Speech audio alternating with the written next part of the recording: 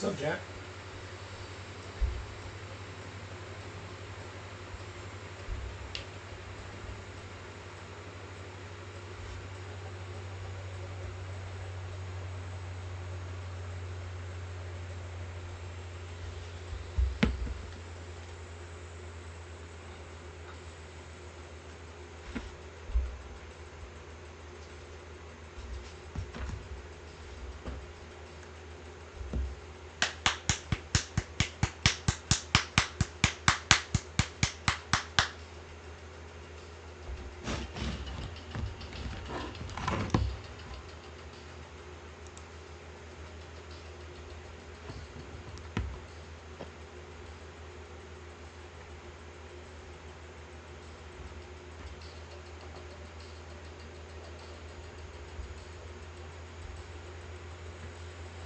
What's up, Rick Ross? How you doing, buddy? It's been too long. Oh, thanks, man. Oh, thanks for the likes, Jeannie. Thanks, guys. I haven't even done anything yet. I haven't even earned them likes. You guys are too kind.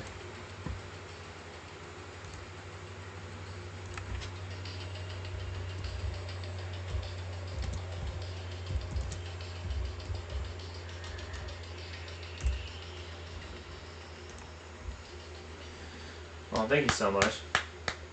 Yeah, buddy. Yeah, what, you did 12 days in a row? Is that what you said it was going to be? Oh, thanks. You're so kind. You said you worked. I swear it was 12 days in a row. You guys are so sweet to me. Thank you. I had one day. Tell you what, I had a day. You know what I mean? You know what I mean, you know? So it's nice to get on here and see some of my friends show up. It was 8 out of 9, 12. That's what it was. That's wild, dude. I can't believe you did all that. 8 out of 9 were 12-hour shifts. Oh, what's up, Horde? Haven't seen you in a minute. How you doing, buddy?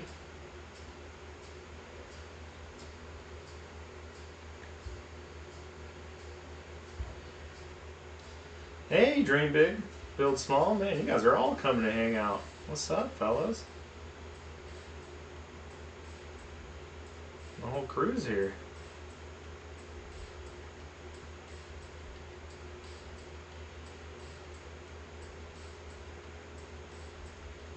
Oh, you guys are so sweet. What's up, H Does Painting? Man, this is a turnout. All the regulars. Oh, thanks, buddy. 2 days this week, so I'll get it. Nice, dude. Yeah, it's nice to be able to get enough and to be able to work. I'm doing pretty good, Horde, now that everyone's here. Doing a lot better. You guys are some real ones. I had a day, I'll tell you what. Oh, dude, I need to clean up my bench so badly. Every day I walk in here, I look at it, and I just go, you know, someone should really do something about this. And then I sit down. And I just get to painting. And the mess just keeps growing, it seems like, you know. But me and my lady have big plans on fixing this room up and making it cool. You know?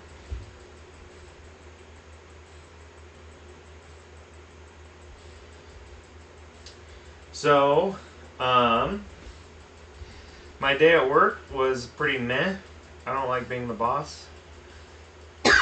My plans for the room, though, are we are going to paint all the walls, and then we're going to do a mid-century modern, I'm going to build bookshelves all around it, right, to be able to stage some of this nonsense.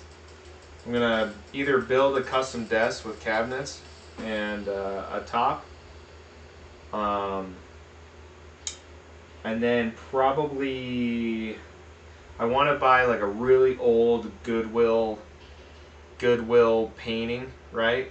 From Goodwill, like a oil painting, some tacky over-the-top landscape or something real lame.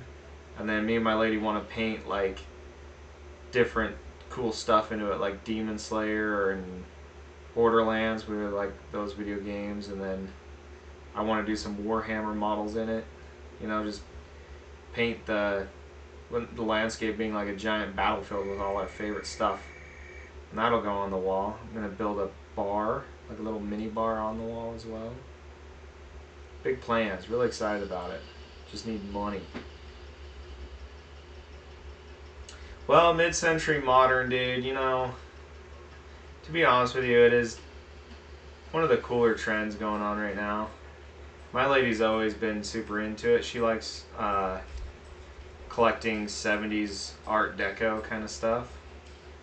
But it's basically just saying I like 70s furniture, but millennial minimalism, you know? Not that I'm some kind of expert on style. That's more her vibe. I just build what she wants, you know? But yeah, I'm pretty excited about it. Yeah, I get overslept on my desk. It's really messy, but I'm on so many different time crunches, you know, that it's hard to be able to dedicate time everywhere all at once kind of thing. I only get about 3 hours to do this every day, and to be honest with you, I have been slacking on the videos and my TikToks and my shorts and my long format YouTube. I've been slacking pretty hard. Need to get serious about it and start making some decent content.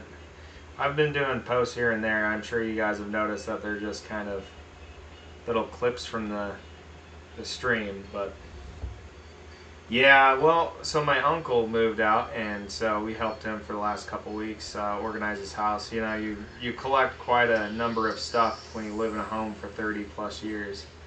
So we helped him quite a bit. Got a lot of cool stuff though. Got a smoker, got a pellet smoker. I wish he was into Warhammer. He did have an FDM printer, and I was begging him, like, you sure you want to take that with you, bud? And he's like, yeah. And I'm like, all right, well, you let me know if you want to part ways with it, because it's like a really nice one. I would love an FDM printer for like terrain and stuff, you know? Dude, making a proper video takes so much time, dude. Oh, did it really? I'll have to check it out. I've been kind of neglecting hopping on and seeing what's going on here quite a bit too, so I need to re-engage with everyone, see what's going on. But I'll check out that video right after this stream, H does. I'm just going to call you H, I think. H is the way. No, it's awesome, dude. It's nice when you make a cool video and you spend time on it and it pops off. I think my biggest problem is I spent a lot of time on my YouTube video and I have like 130 views on it, and it took me like like 6 hours of editing, and it was like 16 hours of footage. It was disappointing to say the least, but I'm not discouraged. Everyone's first YouTube video doesn't really do much, is what I've been told, so you just gotta excuse me, just gotta power on, you know.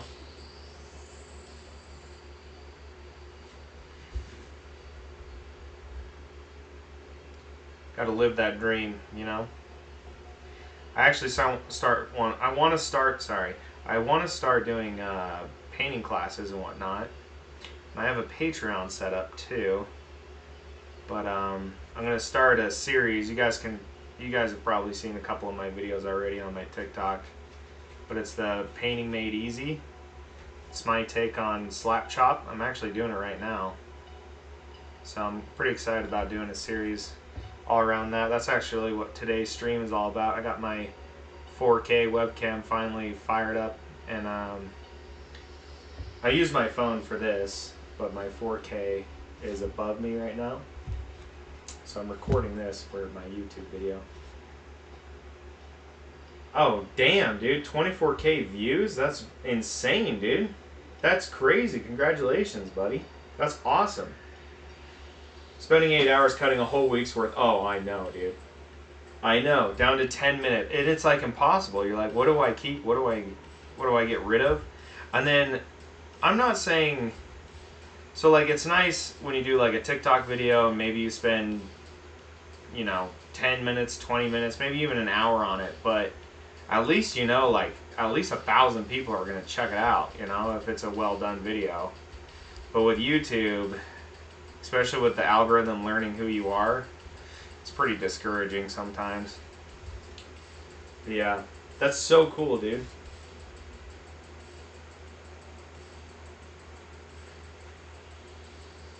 Dude, nothing is easy in this world. I'll tell you what, even doing your passions seems harder than it normally is. It's harder than it should be, I think, you know?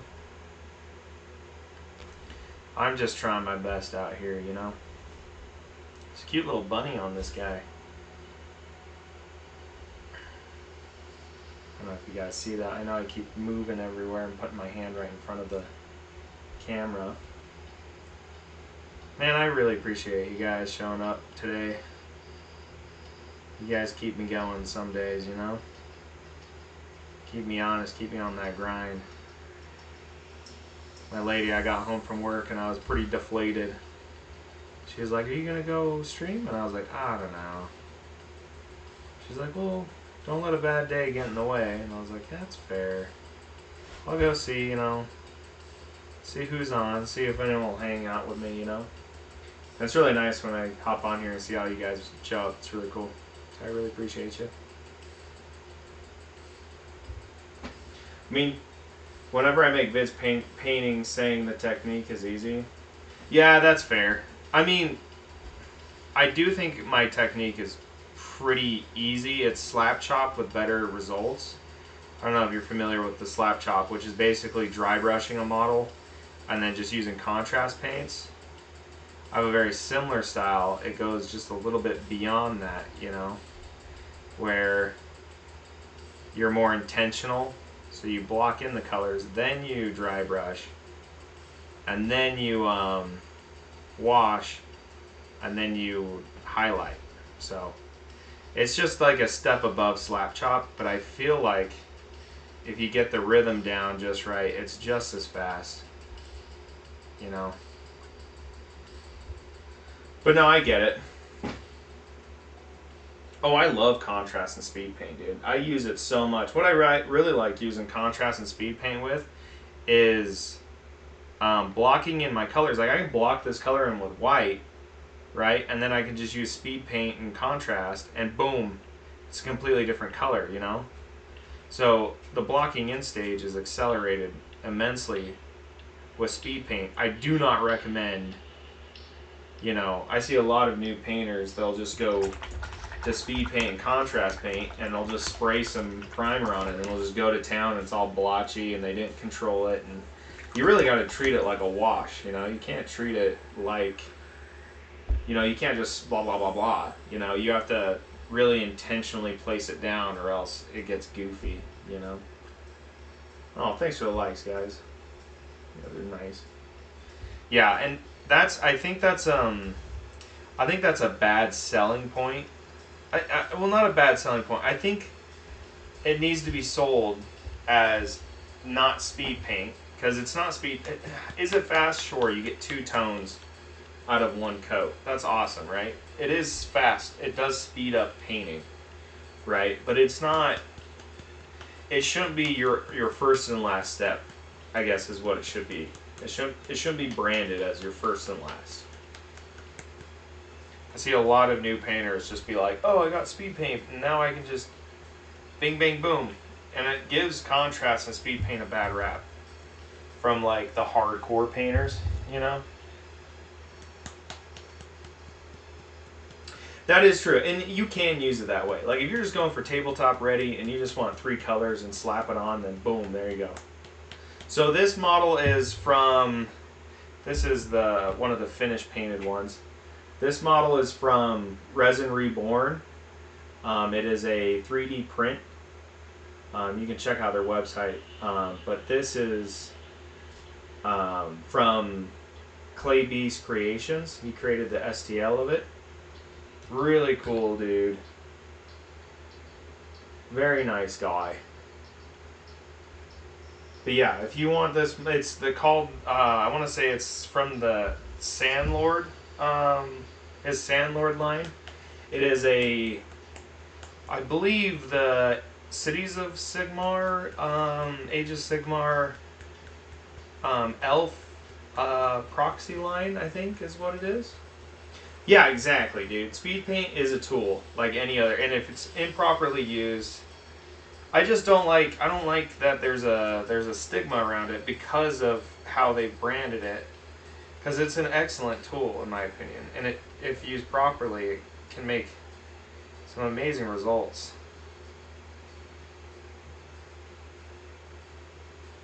100%. You know.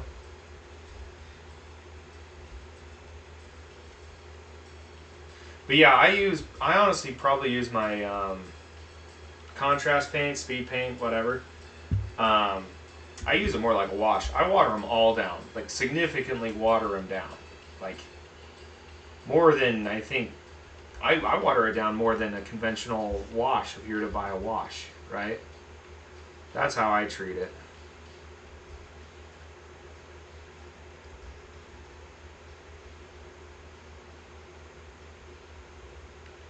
Yeah, my favorite use of speed paint is retinting something a different color.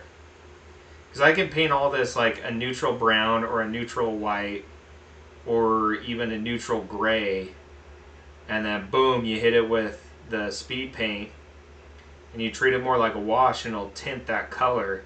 So you can get, you know, 5 or 6 different textures out of the same base coat with it, which just saves so much time rather than basing, 6 different browns. You can just base it all one and then use, you know, 1 or 2 washes or speed paints, and you can mix them together or even mix them with a base coat and water them down, and boom, you have a new tint. That's my favorite use of them by far.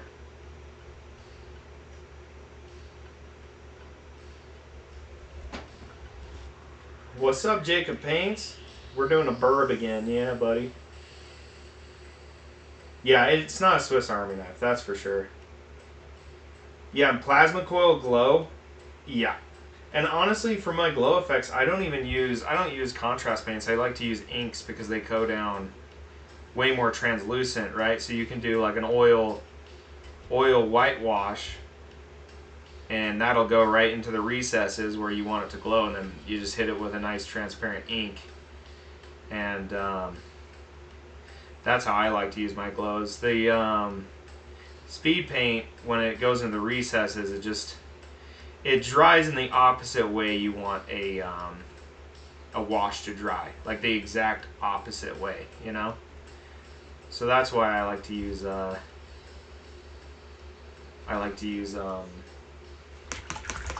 my inks, you know. Oh, thanks, man, Jacob. You're always, dude, you spoil me, brother. You're a sweetheart. Nice, dude. A little after work relaxation. I think that's what we're all doing right now. Just enjoying hanging out. Thanks for coming and chilling. Yeah, I don't use them in an airbrush either. I'll use inks in an airbrush.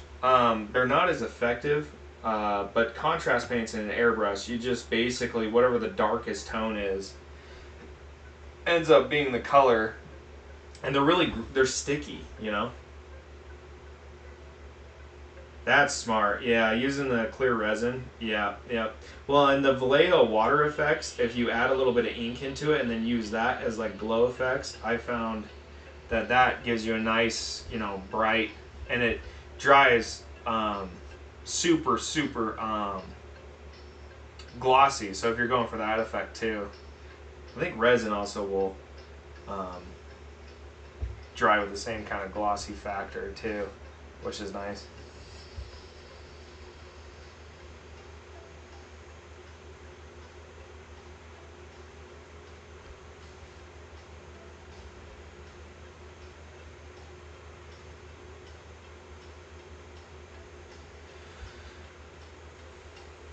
Oh, thanks for the likes, Jacob. You guys are sweet. You guys are too kind to me.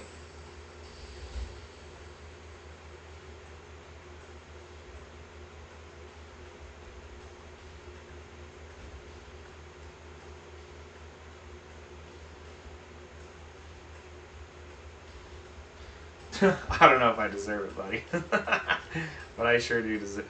I sure do appreciate it. I feel like I neglect you guys way too much. I've been trying to hop on for the last 3-4 days. I don't think I was on Friday either. And really appreciate you guys coming back out to hang out. I feel like I've been a neglectful neglectful content creator. But yeah, there's a lot of ways to skin the cat when it comes to glow effects. Personally, I like to do, like I said, the white oil wash, and then going over it with translucent ink or, whatever. I do have a neon effect that that's pretty translucent too, that I purchased. I think it's an army painter or something. That's pretty good stuff too. I do like that stuff. I'm not big on technique paints. I hardly ever use them. For my Death Guard army, I do use a couple of them, especially Nurgle's Rot. But honestly, I kind of made my own Nurgle's Rot with neon green paint and what's it called? And that Vallejo water effect. I feel like that comes out a lot better. The Nurgle's paint's fun. It just it's hard to bring up the opacity on it, right? Or I guess not the opacity, the contrast, because it goes in pretty dark. Dude, Jacob, sometimes it just happens, man. Like, the one reason that I can do this so often is because my lady's getting her doctor right now, so I'm usually just kind of in here solo dolo bored after work, and I figured if I'm going to do this by myself, I may as well hang out with cool people like you, which has been really fun. It's been really rewarding. Sterling Mud. Yeah, I've never used any technique. I haven't bought. I know that they have the cool one for like ice and then mud and then a couple other ones. I haven't used any of the techniques. I generally, what I do is I'll get my base and then I will do a mixture of like Elmer's glue or whatever it's called. It's not Elmer's glue, but it's basically just Elmer's glue. And I add a little bit of water and make it liquidy, and then I'll dip it in that, and then I'll put sand over it and whatnot, like if I'm going for a certain texture. Or I also have this, you can go get Artist Medium paint. That's what they add to paints. Like a giant tube for like $6. Mod Podge, yeah. Yeah, you can get it for like $6, and it's this giant tube, and it's just a textured, here, well, I think I have it around here. I just used it the other day.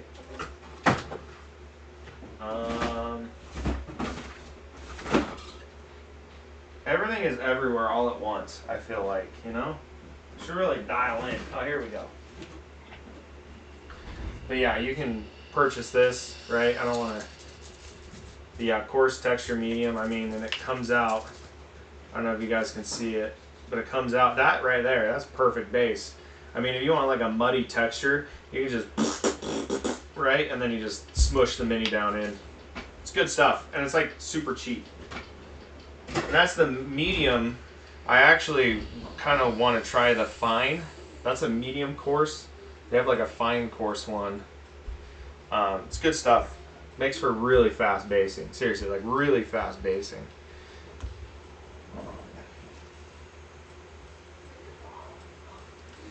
Yeah, I like to try and do all the time savers I can,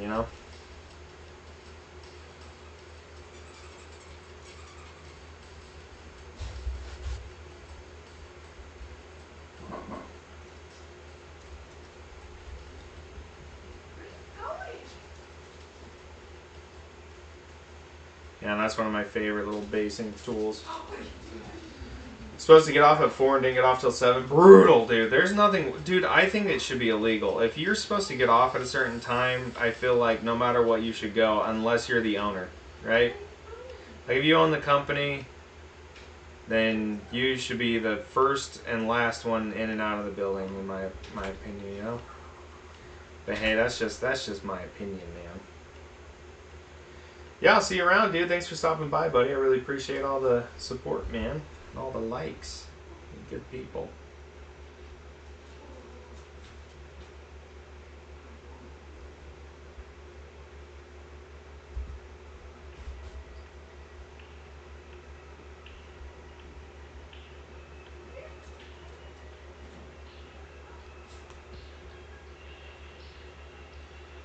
That's OT though. That's fair, dude. I mean, OT. Sometimes it's OT, right? Sometimes. In the U.S., I think if you go over 12 hours in a shift, it's OT. If you're over 40 hours, right? I think is the two number one rules. Some companies, and I've worked for some companies where you get to 40 hours, and it doesn't matter if you got to it on day 3, they just kick you out of the building, you know, or day, you know, partially into 4 or whatever. They go, time's up. You worked as much as you're allotted to work, minion. Oh, thanks for the gift. What's up, Medusa? Yeah, the reason I had to say was the unit I was working on left in the morning side. And that's the thing, right? Worked 109 hours last 2 weeks?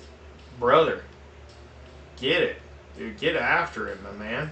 My word, dude, that's insane. That is way too much time at work. That is good pay, though.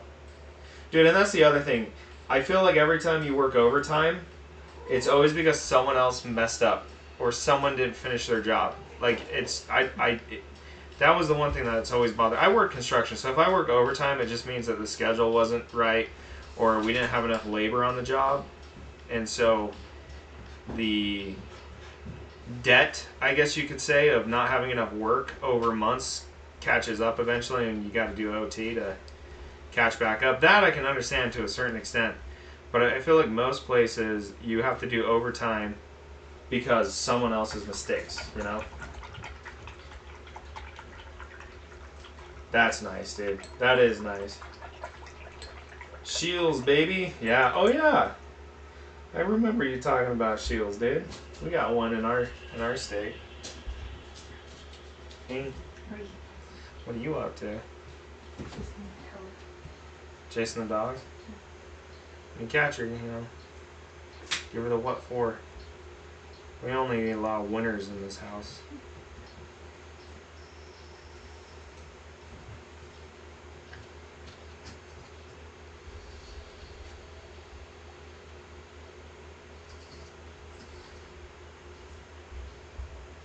What's up, Jack the Pumpkin?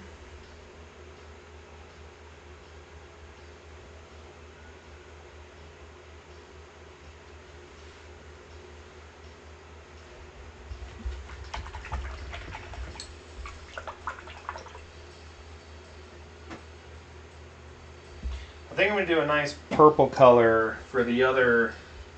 So the saddle has kind of the cushions, right? And then it has it has that like backrest piece. So I'm going to try and differentiate those two pieces.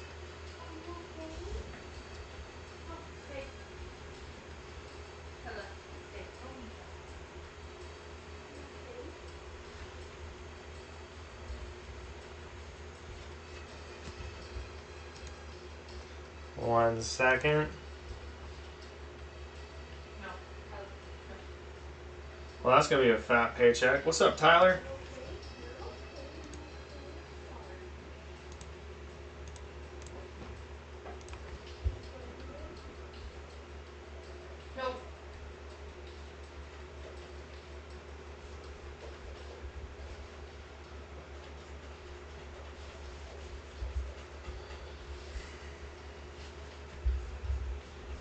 Alright, we're going to do a nice purple here.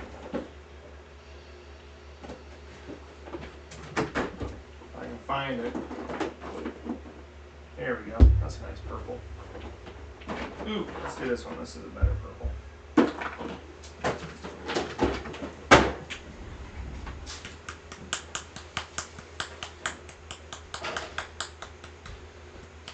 No, I was thinking the other day, some of this paint I think is 10 years old. The Horde's back. What's up?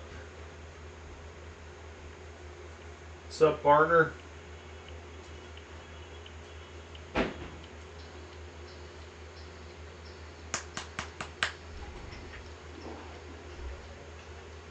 Let's put this right there, I guess.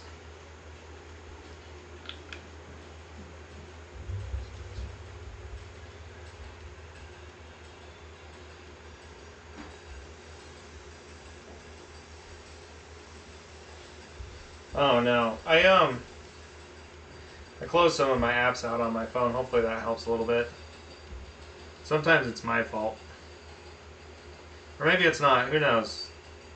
We just all need to pray to the TikTok gods and pray for good connectivity, I think, sometimes. Or TikTok overlords.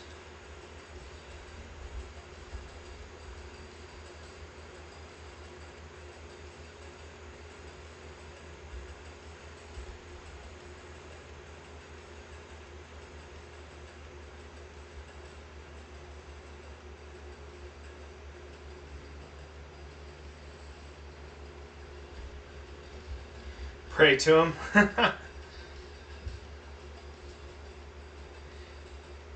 Pray to the watchers, dude.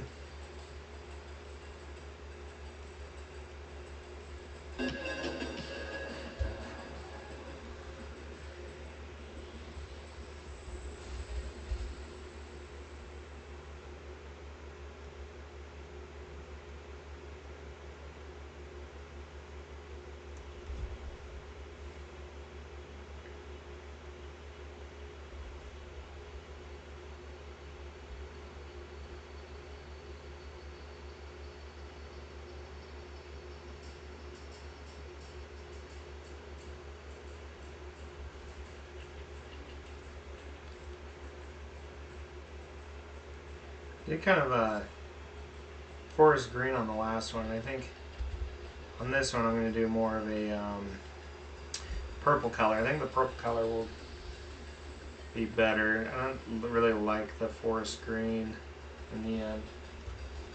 You know? We're testing some different techniques out on this one.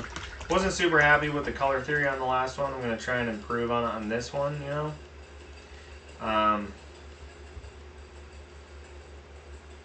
Hopefully get kind of a better product is the plan. But we are speeding through this one. We're blocking in. We're getting it done. We know what we're doing this time. I feel like the first model always takes forever because you're just trying to figure out what the hell you're doing, you know? Nah, it's Oracle now?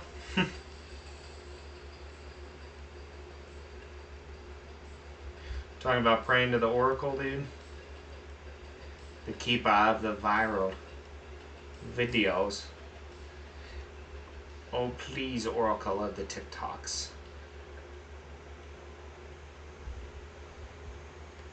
Bless me with views so I may profit.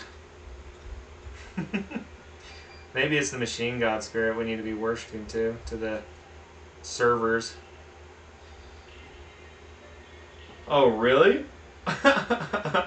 Oracle by USA TikTok? Well, hey, I mean, I think it still tracks, doesn't it? I didn't know that. Was Oracle some massive media company or something? Or is that like, I know that Facebook has a rebranded name every like 6 months, it feels like. I thought their current one was Meta.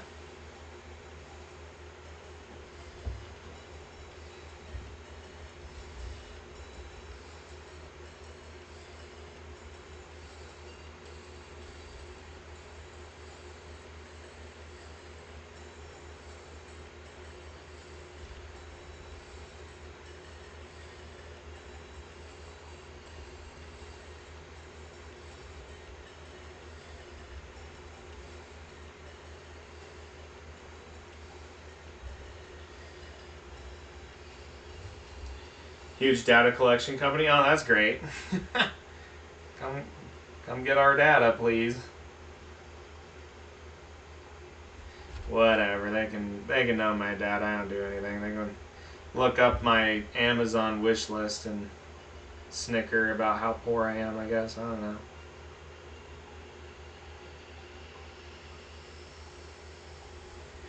Oh, this poor lad can't even afford paints. Look, he Googled male pattern baldness. I mean, what's there to look at? I guess they could sell me on that. I did not know that. See, the biggest corporations are always in the shadows, I feel like.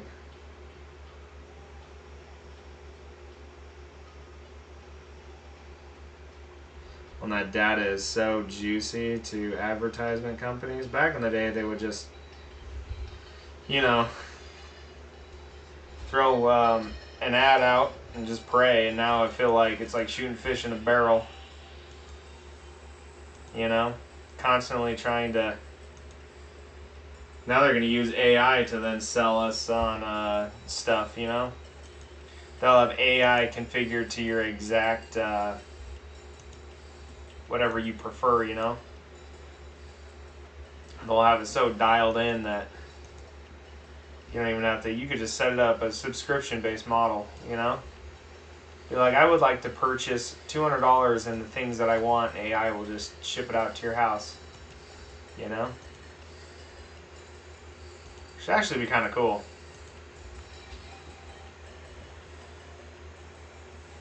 Oh, thanks, man. We're getting there. This is the finished product, if you want to kind of... I'm going to try and do a better job than this.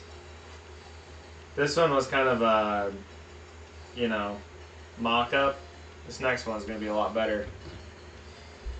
But yeah, it's called the Sandlords. It's a STL by one of my favorite 3D artists, Clay Beast Creations, and this particular model was printed off by resinreborn.com. They send it out to me. So yeah, really cool models. They are a proxy for, I believe, the age, and I could be wrong here. I'm not super familiar yet with Age of Sigmar, but I believe they are the Cities of Sigmar Elves faction. They're like sand elves. Originally, I was going to paint them. I'm still trying to figure out how to do that in kind of Dune style.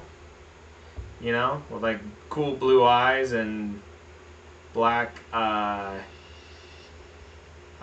what's their gear called? You know what I'm talking about? The water recirculation suits. Reclamation, recirculation. But that was the vibe I was going for. But yeah, they're more like Final Fantasy characters. That's what I realized as I started painting the Chocobo.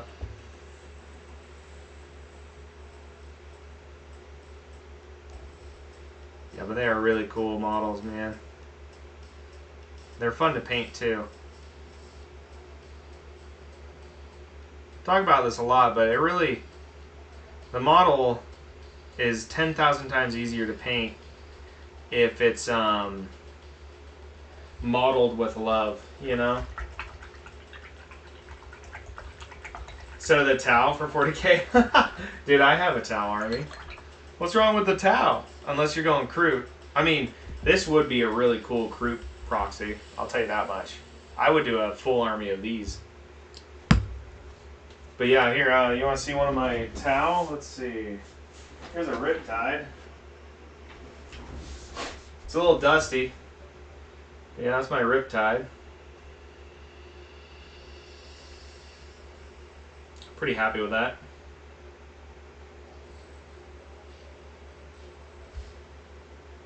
Well, what color do you want to paint?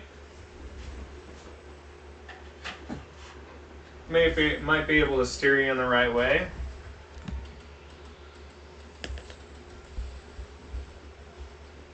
Really? That's kind of funny though. Okay, so purple's one of those colors, right? That if you add, it's like red in a way that if you add white to it, you get pink. Or not pink, but you get like lilac. So the way to like effectively, so like this is my midtone for the purple, right? The way to effectively paint purple and keep it dark is you either need to use inks, right? So like this blue ink mixed with a little bit of red ink, and you use that as a shade, or you use a contrast paint with a little bit of black in it to then tone it down, so then you get really rich, deep, dark purples, and you do it over this base coat, and I'll dry brush this white, and what happens is that ink will looks like a highlight, right? But you don't get that lilac pink, that white pink, you know? Dude, that is so funny that they won't carry Tau. That's kind of funny. Why Tau gets so much hate. I mean, I do get it, you know? But, like, I don't think they deserve it, personally. Like, I understand it now that I'm in the game. Now I get it, but... Well, that's the trick. You don't want to put black straight on. You don't want to you don't want to hit it with a Nuln oil, right? So, like, here, I'll just do this real quick. I'll show you what I mean. I'll do it with Vasculism Gray, because I have a Nuln oil around here, but I never use it. So this is a super gray, darkish gray contrast. It's not actually black. So I'm going to take a hair of that, right, just a bit, add a bunch of water to it, grab my purple, you saw what I did there, right? And I'm going to turn that into a wash, maybe add just a hair more black. And then I'm actually going to hit a little more contrast with that. The opacity on purples and blues is really strong, right?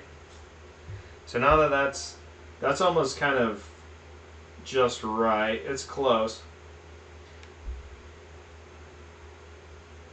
Yeah, so if it gets too low, you just need to hit up the color theory. You can add a hair of blue and a hair of yellow, and it'll brighten it up just enough. Like, I'm putting that in the yellow right there. I'm going to grab a little bit of my blue right here, and that'll bring it up to a kind of a really nice dark purple. Add a little bit of black, so I'm using all the material you have. Add just a hair more of purple. And now I kind of have a fucking gray color. And I don't want gray. So we're going to restart here. We're going to grab that base. I think I grabbed too much blue, but that's okay. I mean, that's a good start there. Add a little bit of my black. There we go. That's what I want. Now I'm going to water this down quite a bit. Right? And then I'm going to hit that.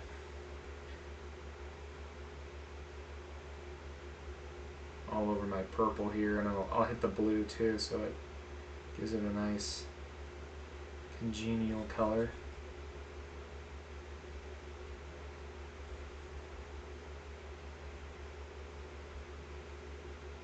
I feel like you can make a wash out of any color. I mean, all that is like watering down paint. So if you want a better washing system, though, you need to use got a hair in there. Second off, the problem I have is being painted. Sometimes I feel like I'm painting water and not. Yeah, yeah. So purple looks blue on video, like alien purple. Yeah, so the problem with mixing purple is it's a highly pigmented color. Do you see how that's kind of like a dark, rich, purplish blue? That's fine. I don't mind that. Let me show you the trick with inks, though, that I was talking about. The problem with inks is I don't have a receptacle for them right now. So I'll grab a little dopper of that. Here, let's give you a close-up on my wet palette. So, a little dopper of that. I'm going to grab my pinkish red. Add that into it. And then this will make a really nice rich purple that's super dark. Right? So I could spend more time on here and add a little more pink, right? Or sorry, pink. It's like a pinkish red. But I'm just going to add a little bit of the Vallejo. And this is how I prefer to do my shadows with purple, because like I said, it's a really opaque color. So I'm just turning this into a wash by adding a ton more water into my brush and then dabbling that out. And that gives you a nice rich purple, dark purple. Now, if I really wanted to go crazy, I could go and hit a little bit of my black ink and add it to it. And that would really bring it down, but you gotta be really careful. You want to use like 10% of what I just did with the other two colors, right? So, and that'll give you kind of a darkish purple. But yeah. painting a Tyranid in any highlight color was alien purple and it looked blue. Well, that's the problem with purple, right? Is to get a really nice saturated purple, right? So like, for instance, this red right here. Well, let me add a little bit of water to that so I can actually paint this. Let me find a cleaner spot. So like, you have your purple here that's really your red that's really opaque. Add a little bit of purple to the brush. And you can get either two different darker purples, right? You can get a reddish tinted dark, or you can get a bluish tinted dark. There's two different types, right? So this is kind of the bluer side of it, which generally I like to go with because it's easier to darken cool colors rather than warm colors. The thing about purple is it's on the spectrum of being either warm or cool, depending on how you want to go. So, and then I'll just take the base color in the center here, and you can kind of see how that would mix together. Something like that. That would be the gradient of that, right? Now, if you were to add black to this here, it turns into kind of a gray. If you go like a reddish, purpley brown with a hint of black, that'll give you a really kind of warmish, dark purple. Do you see that one right there? That might be more what you're going for, because then you can hit it with the blue underneath with a touch of black, and that'll give you your gradient that way. And then you can hit the purple, add a touch of white to it, and then that'll give you your mid and highlight tones. So that's just like a quick, I know it's on a paper towel, but oh, what's up, Patty Prince 3D? What's up, my doppelganger? How you doing, buddy? So yeah, that's purple's one of those interesting colors that's kind of, it's not an easy to get what you want out of it, you know?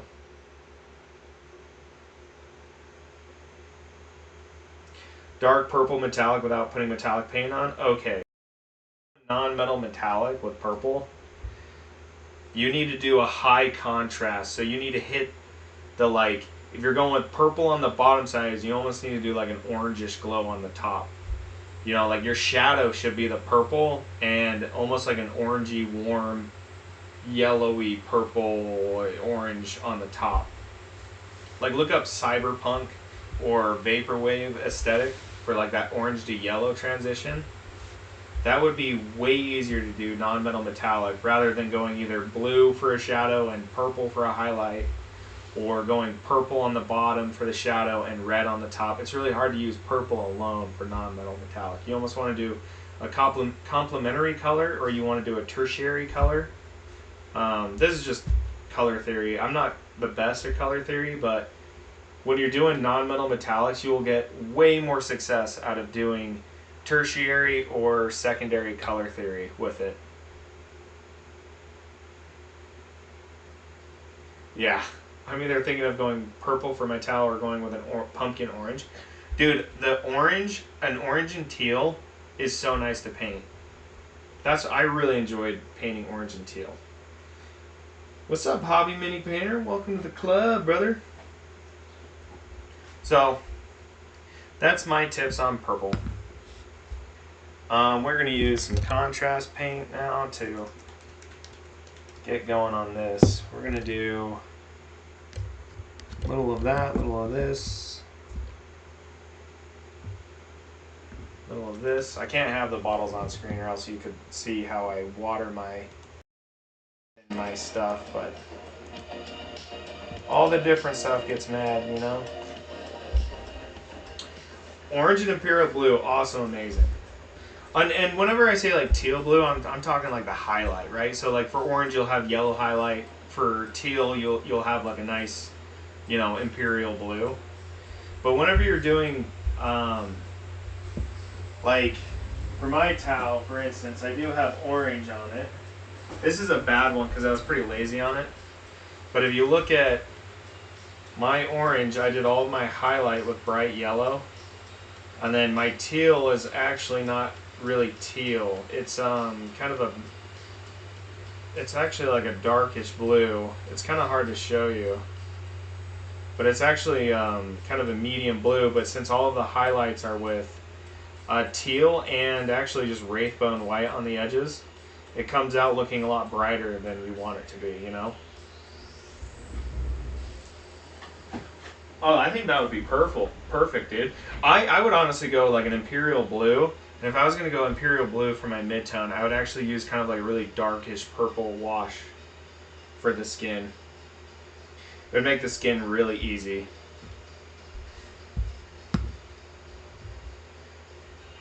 You know, I can never find my skeleton horde. I feel like it just always wants to disappear on me. There it is.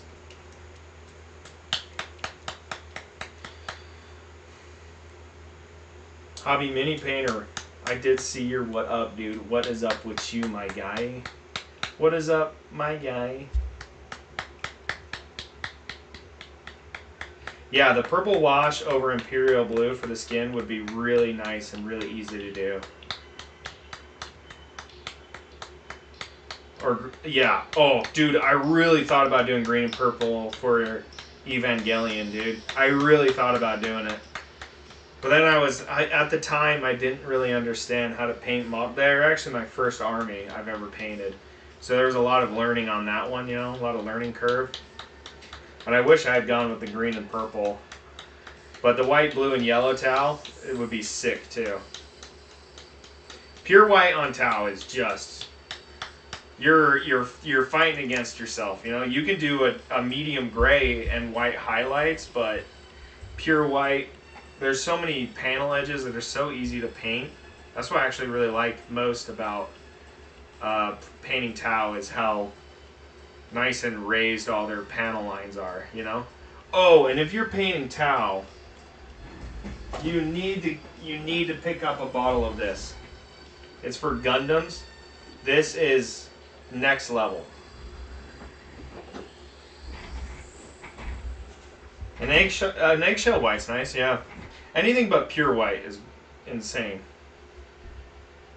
I have about 1,500 points of Tau, and I'm actually thinking about selling them because I never paint them. I want to paint them, or not paint them, sorry, play them. Never paint, play them. Dang, my word. I feel like all the words are getting stuck. You'll have to forgive me. So this is my contrast paint, super watered down, and I'm gonna layer up a blend because I want the colors to darken as it goes down the model, you know? Like the legs, I want them to darken the closer they get to the feet. That's why I'm doing it this way.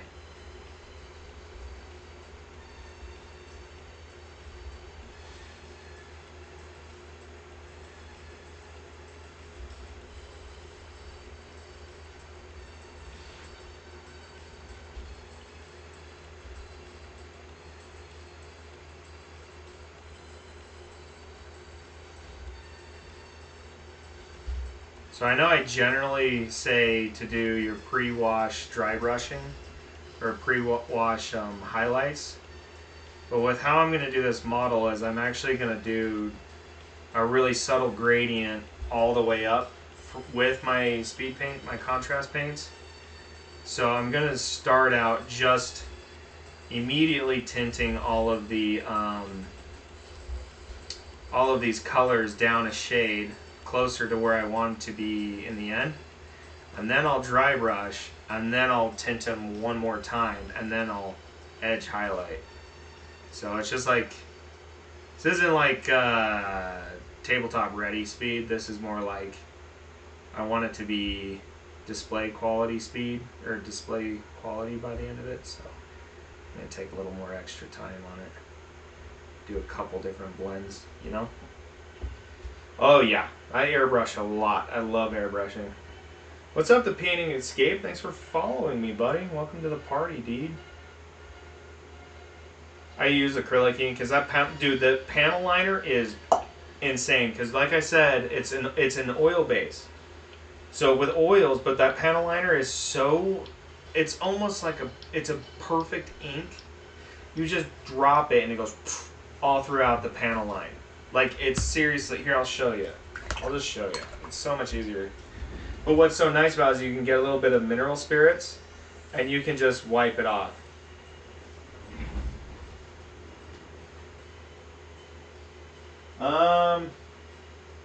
Most of my panel lines are done on this one. I'll show you on this. This is one of my jet fighters for my Astra Militarum, which I did real sloppy. But yeah, check this out. Are you ready? This is how nice this stuff is. So it comes with a little brush already, like a really thin brush. I'll do it right here. You see how that just wicks out? Yeah, that was a good one. So even if the line is super thin, I don't really have super thin lines on this guy. But that's how I did all of my Tau, right? I think it's originally for Gundams. It's a Tamiya product. Dude, so oil washes, you only need like 3 or 4 different colors. You need a brown, a white, a black, and then you can buy like the cheapest set of oils to tint those colors, and you can make any wash you want. It's the cheapest product in all of mini painting.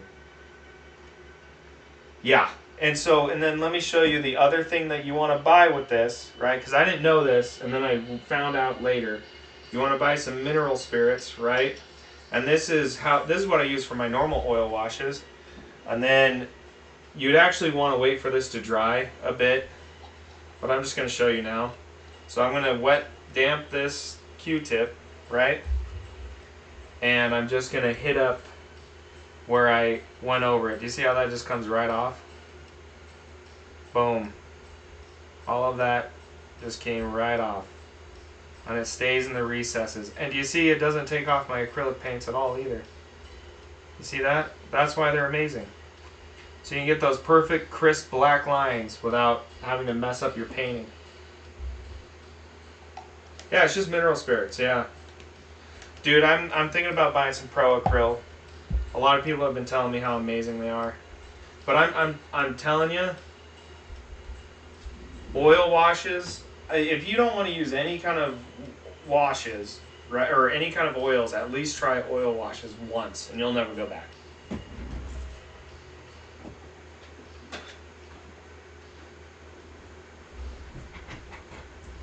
I love Vallejo. Vallejo's like my favorite company, and I've been painting with Vallejo for like 10 years.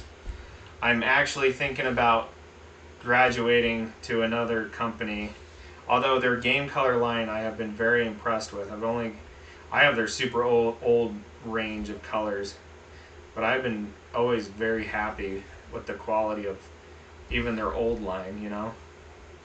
But I am interested in trying a couple different products, seeing how they go, you know.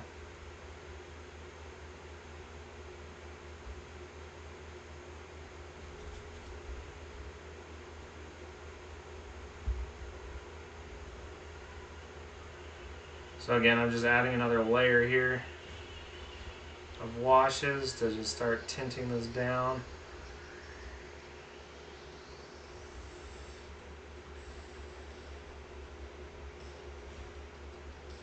So a lot of people will like glaze paint. I like to think I'm like a wash painter. So I block in once and then I just start playing with highlights and washes until I like what I get. That's mainly how I paint. Let me ask you, when you make a wash, how watered down do you make it? Okay, that's a great question. So, let me grab a clean piece of paper, right? Well, sorry, paper towel. So to show you, it's better to show you actually on the brush, right? So this is my brush, all clean. See that bad boy? Clean as can be. this is what I consider my like layer paint, my like blocking in paint opacity, right? That's what the brush would look like, right? So if I was to touch that on that model, let's see. Like this guy here, you see how opaque that goes on, but it's not gonna, it's still runny enough that it'll take like 2 coats to properly do, right? That is my layer, right? Sorry, I just don't want to waste paint, I'm poor. So then, the next grade down is what you would consider kind of a glaze, right? So I'll add a little bit of water to this, just a hair, just a touch. Do you see the opacity in that now? So that is something I would use to just bring kind of the shade up, or what I use for wet blending usually. So do you see how non-opaque that is? That is what I use for a wet blend. And it's just easier, and I know you asked just what a wash, the amount of water I add to a wash, but that's almost like a contrast level. It's easier to explain the different stages so that you get more of a point of reference. Because I could just say a ton of water, but that doesn't really explain it. So that's like the amount I use for wet blending, but do you see how it kind of pools in the bottom like contrast paint? That's actually how you make a contrast paint or speed paint out of any paint, is just that exact amount of water. And that's the opacity of the brush. Now if I was to do a wash, I would just do that same thing, and I would add even more water, and I would really soak up my brush until it's something like this, right? Which almost looks like the other one, but this is full of water. And what I do is I tap my brush a couple of times, and do you see how the lack of opacity that is? Now that is what I call a wash. So I'll hit that on this bone here, right here, and you can see that basically does nothing. But if I was to drag it into the edge there, do you see how I just filled up that edge? I know it's kind of chicken shit that I use white, but it's also like the easiest like to show you on camera the opacity of the wick, because if I were to show you brown, it would just look like the brush, you know? Well, don't get frustrated. And I know this is a frustrating process. Like, trust me, I have wanted to throw paint out the window. Now, here's the problem. Here's this product, right? And they sell this, and it has way too much water in it. Or, sorry, it has way too much pigment. Even the shade has way too much pigment. And I'll show you. I'll put this straight from the bottle, and I'll do it on his beak. Right? So, one sec. I'm trying to do 2 cameras at a time, and I'm really ignoring one of the cameras. Okay, so one sec. TikTok's thinking I'm AFK. Alright, so this is straight from the bottle. This is how they sell it to you, and this is what happens when you just do it. Like, look at that. Way too dark. You see what I mean? Way too dark, zero control. And you do that all over your model that you just spent forever painting, and it just comes out all wrong, right? Well, there's 2 fixes to this. And this is the other thing people don't ever talk about, I feel like. If you wet your brush like I just did, like really soft and wet, you drag it off, you can clean that right off. See that? Look, I'm cleaning it right off. I drag my brush, I clean it again. Boom, boom, boom. Drag it off. Easy as pie. Clean bake. Now, what I'll show you on the dropper here is actually how I pre-water everything down. So I'll shake this up, I'll open the stopper, and I'll take my brush with clean water, and I'll take it to the edge here, and I'll drag water into it. You see how that's filling up with water?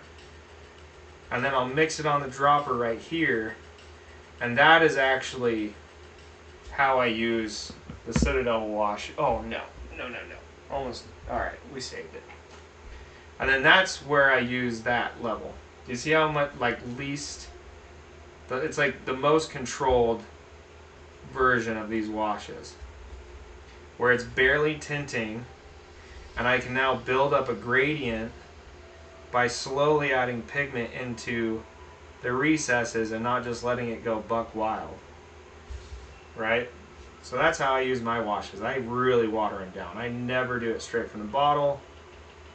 I always try and do, I would rather it dry and then do another layer than have it really ruin the pre-paint of it, you know?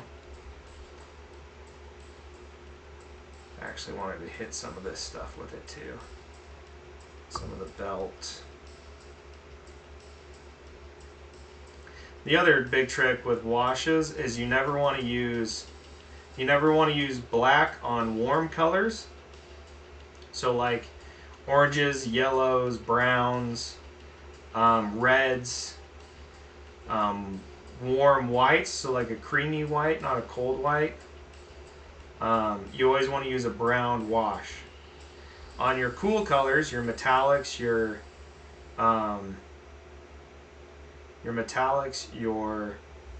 blues, your greens, you want to use black or close to black.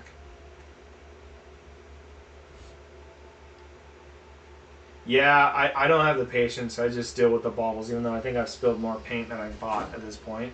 Or dried more bottles than I bought.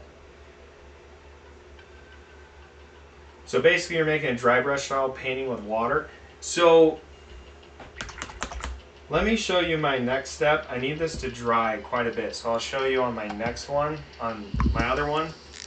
I do a dry brush, then wash, and then edge highlight. So this is a perfect example. This is blocked in. This isn't, so I airbrushed all the flesh, but everything else is, and a little bit of airbrush on the fur to give it more depth.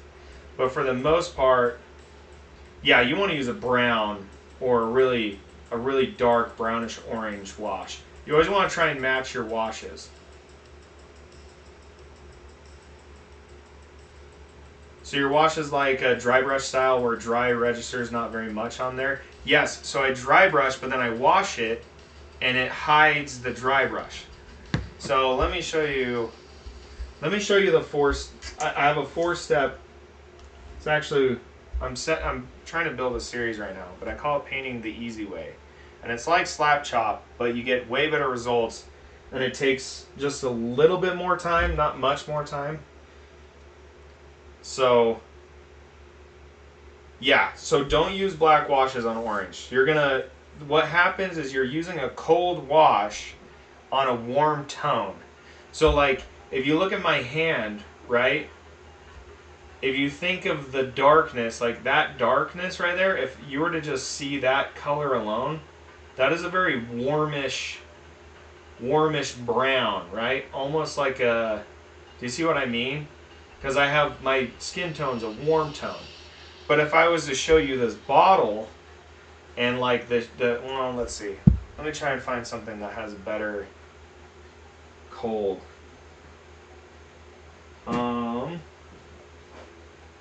Problem is my light isn't conducive. I wouldn't use Nolan oil on orange. I would do Agrax Earthshade on orange before I would use Nolan oil. The problem with Nolan oil is it really only works well on metallics and like blue. That's about it. It doesn't work that well with much of anything. You get a really muddy, dark shadow, and it doesn't look natural. Like I was saying, if you look at my hand is warm. If you look at the shadowy part there, maybe at the very deepest part it's black, but it's never truly black. It's more like a dark brown, right? So like looking at in between right there, I'll mix a color right now that'll match that. Right? So I'm painting that into that recess. Do you see that? That color is a brown. Right?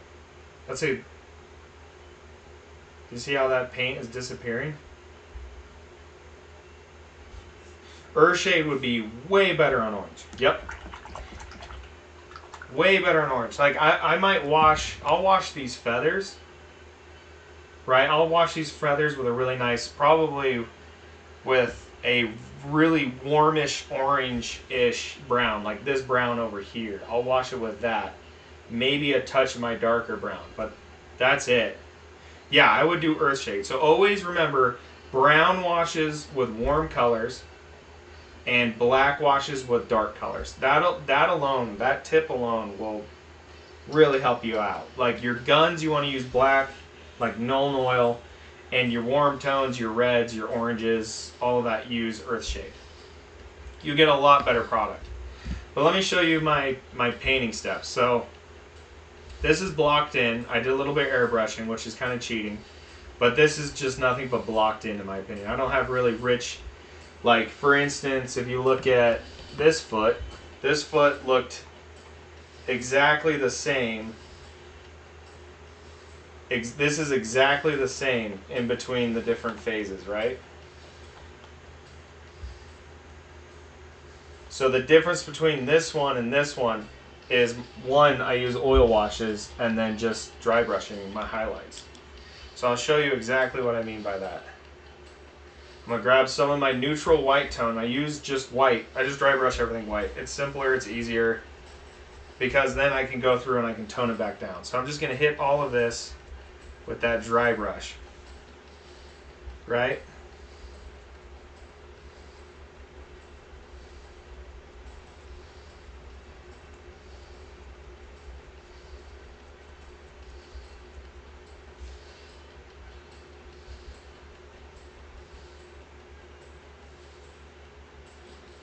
Yeah, yeah. You gotta be mindful with your triads, right?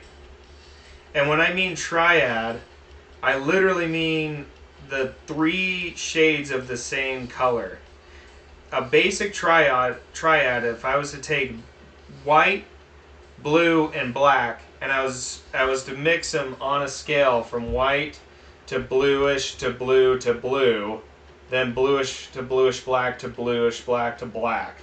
That's your triad, right? Now, when you do an orange triad, like an orange color, you're never going to have black as your darkest triad because it's just not natural.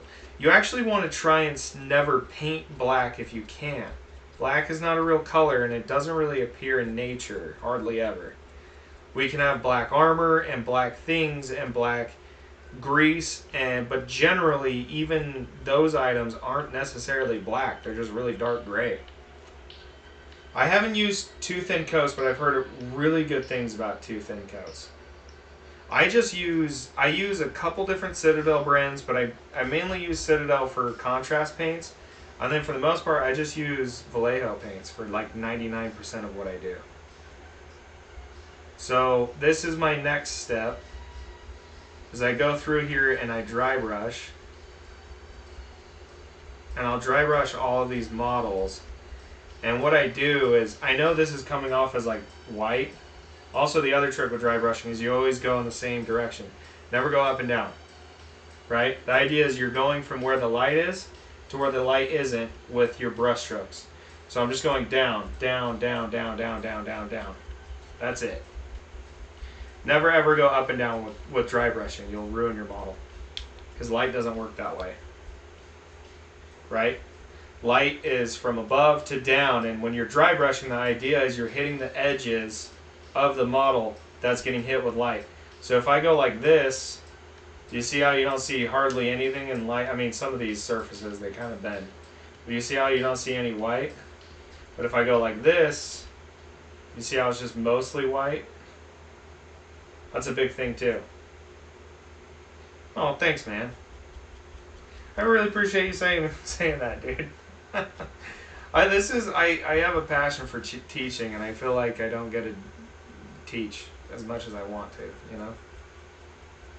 Oh, thanks, man. You're the best. Dude, dry brushing terrain is just, ugh. There's really nothing better. So, and I like to use a really warmish neutral white. This is Wraithbone white right now from Citadel, but you can do this with any warm white. And I don't care. I'll use it on my browns. I'll use it on my fur. I'll use it on everything. I'm going to oil wash this with the same oil wash, right? What did you just say? Don't cry? Dude, I might. You're so nice, dude. I would like to build a community of people who just want to hang out and paint and learn together. I do want to do like painting classes and whatnot. I will check it out, dude. I love checking out people's art on this platform. It's super fun. So I just dry brush it. Let me show you step. So that was step 1 is blocking in. Step 2 is what I call the the pre-wash highlights, which is that dry brush I just did. And then I'm going to use this contrast paint.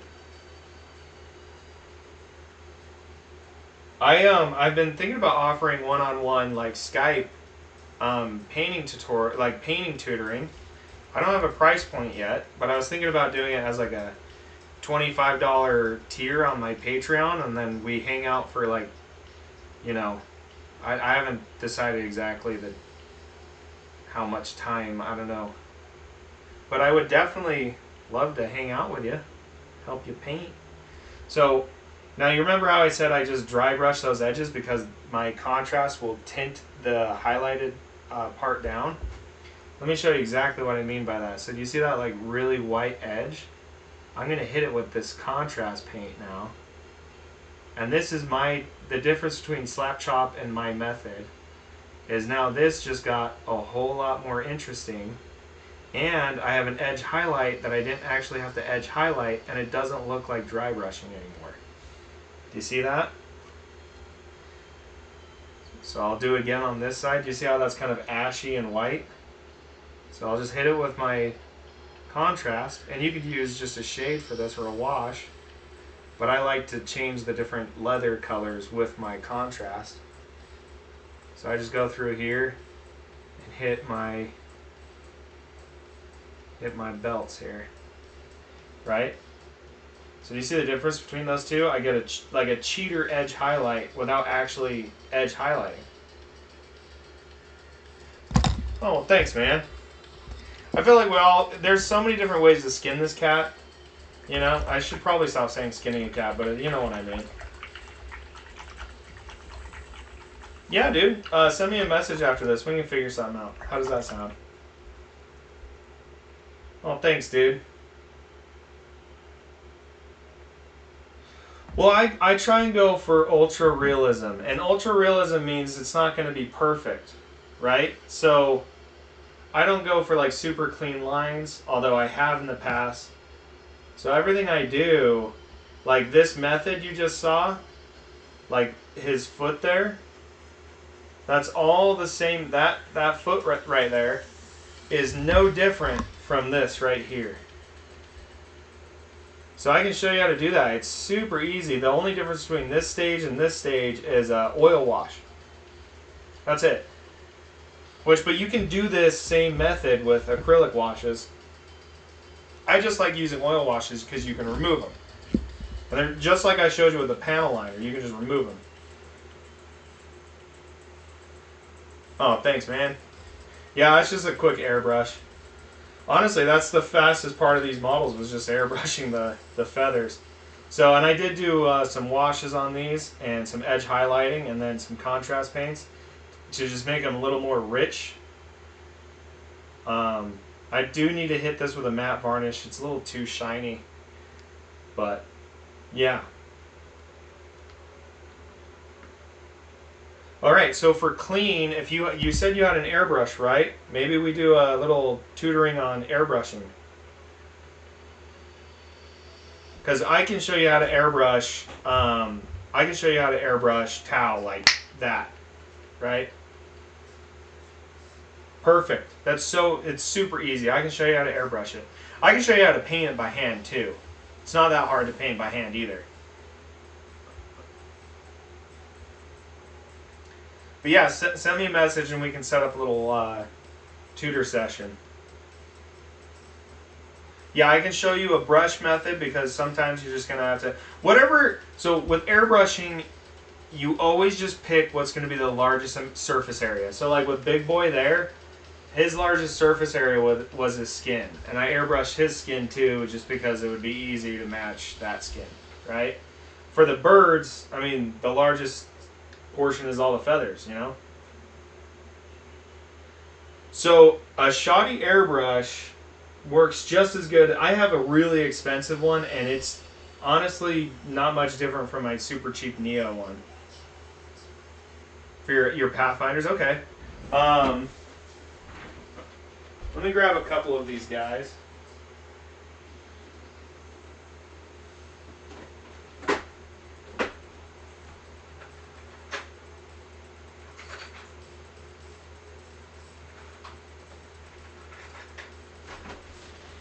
Okay, so don't judge me too hard. These were my very first models I ever painted.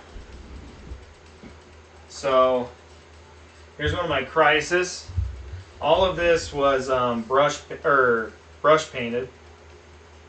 Right, they're my very first models ever. But it's really, this right here is mainly contrast paints, and that's super easy to do for the panels. These guys here as well. What's up, Al? This right here is also just contrast paints. And I didn't know at the time, do you see that kind of that darkness? I added black. You can actually see the two different, it's kind of hard to tell. This is one of my very first models, so don't judge me too hard. But I used black wash there, but then I figured out that I need to use a brown wash. And you can see how much more rich the tone is on the brown wash, right? And then I used the black panel liner, of course. So these were some of my first models. They're not perfect, but we were getting there. We were figuring things out. This is actually some of my very first OSL that I brush painted. The Gunner nozzle's worth like $200 or $300. I think you have a nicer one than me.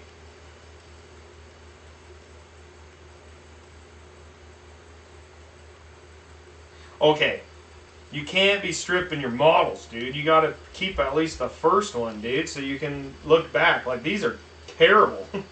I mean, they're alright. They're alright when you put them all next to each other, but like, if you see how far I've come in my journey, these are from like probably 9 years ago. This one I did like last week. This one I'm not crazy happy with. But, dude, it's all about the journey. I have an air compressor that's like 40 bucks off of, 60 bucks off of Amazon, and it's loud and annoying. Really, you just need a nice regulator on it. Well, let's get you a place where you like it, dude.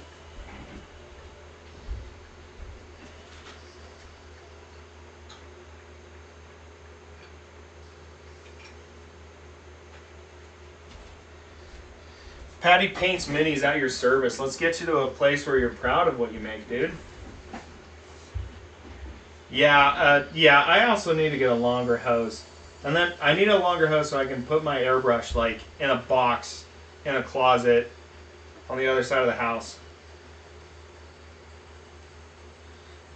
Dude, it's fun to look back at those old models. I actually have thought about selling that whole army, and every time I think about it, I don't end up doing it because it just has a lot of, you know, I can see all the different struggles I did. Okay, so here we go. We're back to the bird. So I'm going to show you exactly what I did to get that other. We're doing that same method I just did on the leg over there. We're going to hit it with some of my dry brushing. Whoop! We have way too much paint on there.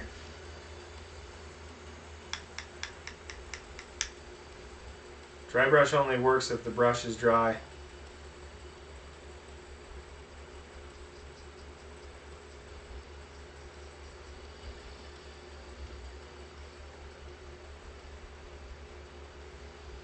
And it's not dry. I think I got this wet by mistake. Not wet. I think I cleaned it because I'm stupid. I spent so much on my Tau, dude. It was a Hollow Knight figure. I printed on my Ender 3. Nice. Dude, that's sick. What's up, Phil? How you doing, buddy? Welcome to the party.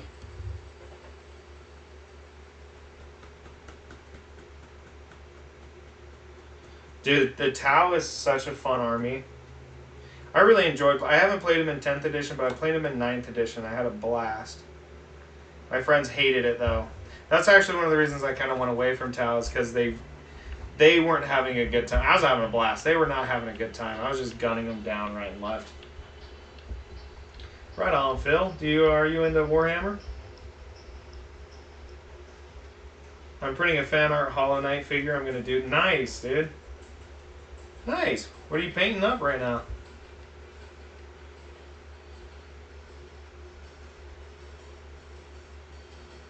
Probably do this on camera, eh?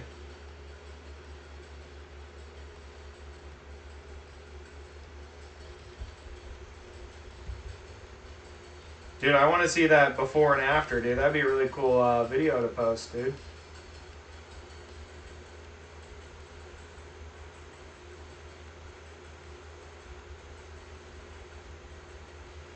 Sweet, man. Boy Gaming? I know a Fat Boy Gaming.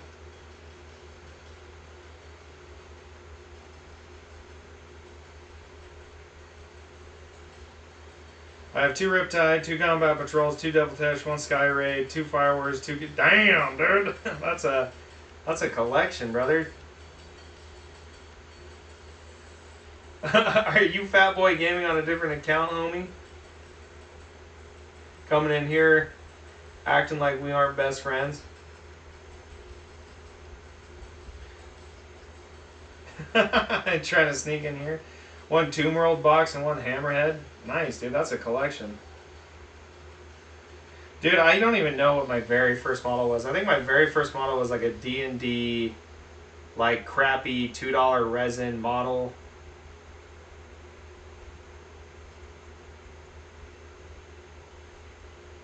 I mean, I must have done that one years ago.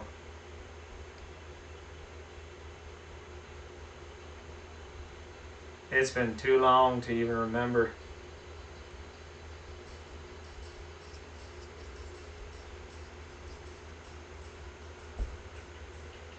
Oh, thanks for the donut, dude. That's the guy I know.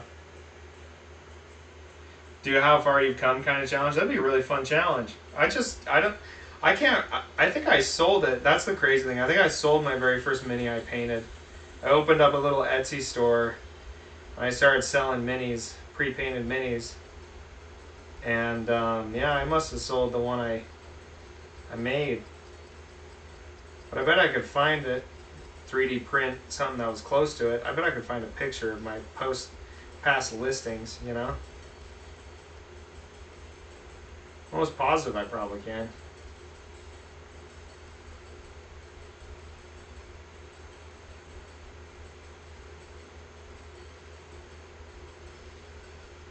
So you see how I'm not caring? I'm just dry brushing all of it. If you were to do this, it would turn super ashy. Oh, my man. Back in the fan club, dude. Dude, Tau Commanders are one of my favorite models to paint. Nice. The new Kill Team dual box of Tau and Space Wolves. Nice. Although I would love to keep the Space Wolves. That'd be so much fun to paint. Yeah, dude, my model is lost, dude. I think someone's playing D&D with it, or it's in a cupboard somewhere, or wherever those D&D minis end up, and probably at the GM's house, waiting to be played. But no one ever comes over. That's been my experience with Dungeons and Dragons, is you get super amped. Everyone's super amped for like the first couple weeks. That's the problem with it. Okay, so you see how I've dry brushed that? What's up, Blade? How you doing, partner? Oh, thanks for the boo, dude. You my boo.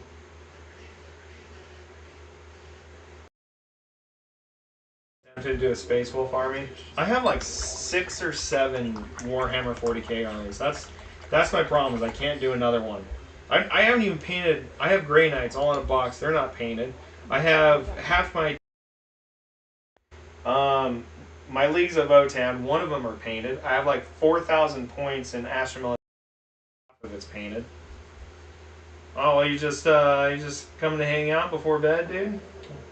I like to think I'm your Bob Ross. You're like calming pre-bed, wind down. Necrons? Yeah, or Blood Angels. That'd be sick, dude. Well, can't you buy just like the if you're gonna do bloody base marine box, and then you can order from GW the accessories? I thought that's how they market it nowadays. Paying happy trees. I like to. You know what? It makes me feel good knowing that I'm your guys' safe space before bed, so you guys can have good Warhammer dreams. Painting the happy trees. I'm not sure if I know that reference. Happy trees. I know you like orcs. We've talked about that. Dude, we should do a 3,000 point game between Astra Militarum and orcs. That'd be so much fun. I don't know if having good Warhammer, but dude, it does do a significant. I have some of the best Warhammer dreams, and I'll wake up when my alarm goes off, and I'll be like, oh, I have to get back to it. I got to get back to the front or whatever I'm dreaming of. I'm like, I gotta fix it up. I gotta figure out. I don't know what I'm dreaming about, but it's important. It's for the Emperor. That would be a long game. Although I can bring a lot of blast weapons, it would be a shorter game. I could cull some of that herd of orcs coming at me. Man, 4,000 points of Tau is respectable, brother. All right, just to go back to my painting process, you saw that I did my dry brush again, and now I'm just going in with my washes, basically. That's it. That's painting the easy way. I will highlight this one more time, but I always brush in my highlights at the end. So always brush in your highlights to finish a model. Never dry brush to finish a model. It's doomed to just come out not how you want it to. That's my biggest takeaway. Never dry brush to finish.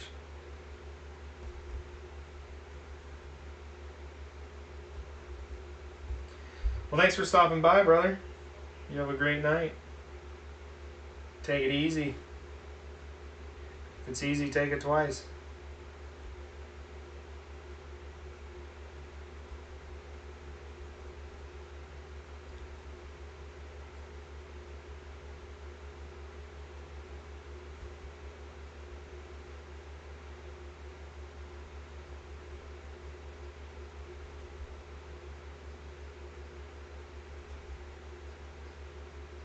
You guys are so nice. Thanks for liking my live.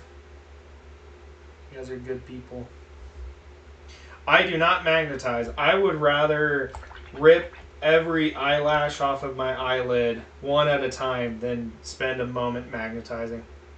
Well, thanks for dropping by, fat boy. I mean that in the most lovely way I possibly can call another man fat boy. Thanks for stopping by, brother. It's always a pleasure talking with you.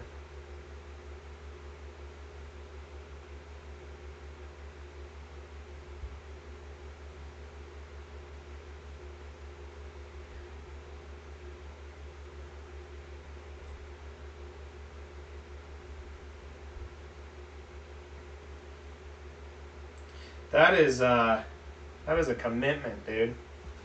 The two world terrain, the tomb world terrain. That is a commitment. Really cool though. My friend did buy some pre-magnetized, clipped together terrain off of Etsy. That was super cool too. And it's really nice because it's like super modular.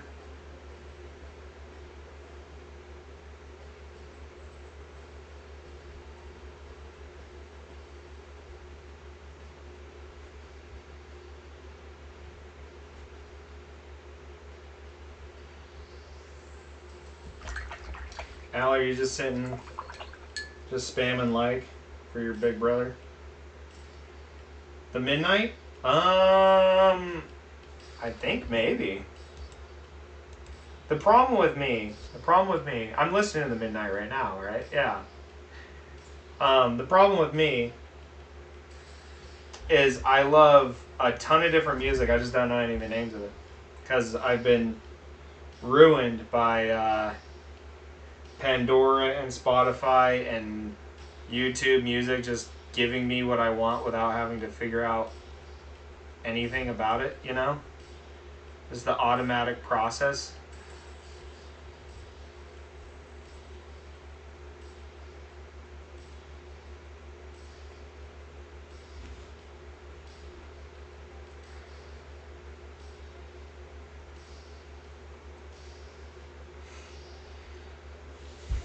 You magnetize your Tau battlesuit weapons, dude. That's a commitment because that is so many different crisis suit weapons, dude. Dude, I love 80s like vaporwave, cyberpunk, Lamborghini Diablo going down a purple and orange sunset, brother. Really? Yeah, dude. I listen to a lot of different music, but I really like also like Japanese city pop. Like, have you ever heard of let's see, I'm gonna butcher their name. Ah, man. Exactly. Driving a DeLorean, you get it. That's the good stuff, dude. That's what I like listening to. It's always nice meeting a fellow cultured person. I feel like so many people don't understand our taste in glorious 80s vibes. Yeah, dude, just chilling, like going down a dark, freeway, just chilling. Maybe maybe hitting that nice, you know, boom, boom, boom. That's my best like DeLorean muffler.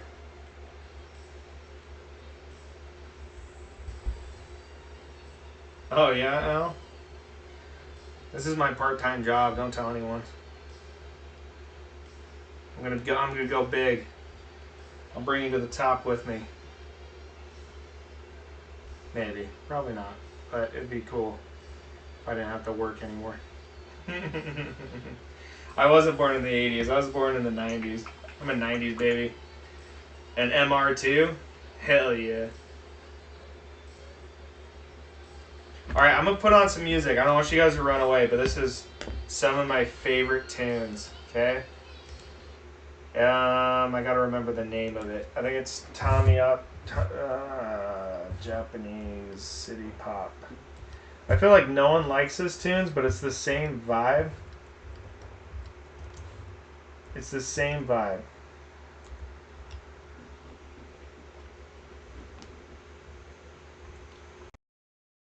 Here we go.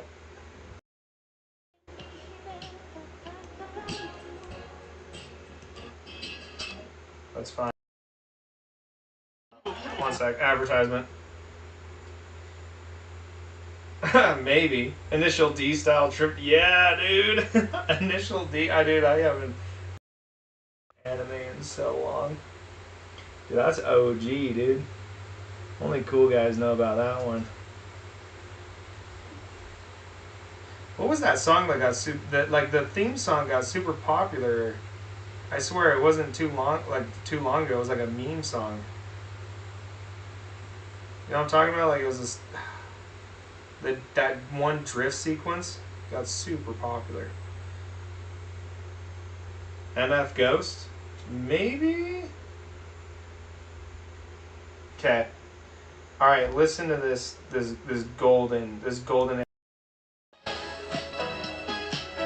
This is also one of my favorite vibes that no one in this country understands but me, I think.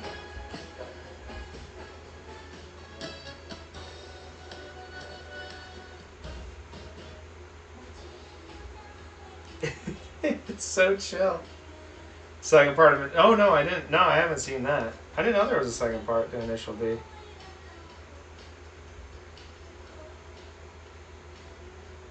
I feel like a lot of people don't know how embedded like drifting culture is in Japan. Like people would think like Tokyo Drift, the Fast and Furious movie, but no, it's been a cultural thing for a long time. What do you guys think of this vibe? Should we go back? If you don't like it, I'm not going to be offended, but this is actually what I really enjoy painting to.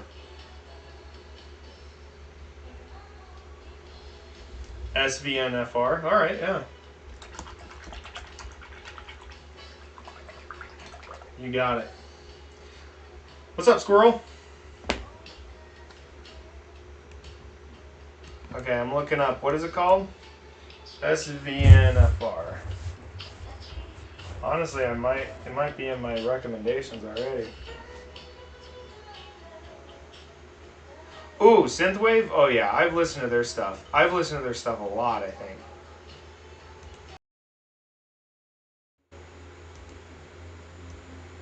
Yeah, I listen to a lot of Synthwave as well. I listen to Vaporwave, Synthwave, what else? A couple others. Yeah, yeah, yeah.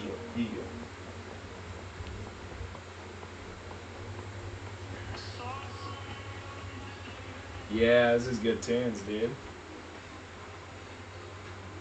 These are some good tunes, dude. Maybe I should do a button for a gift. If you send a gift, you can pick the playlist. That'd be kind of fun. I mean, I have a backlog for Jacob and Fat Boy and Horde.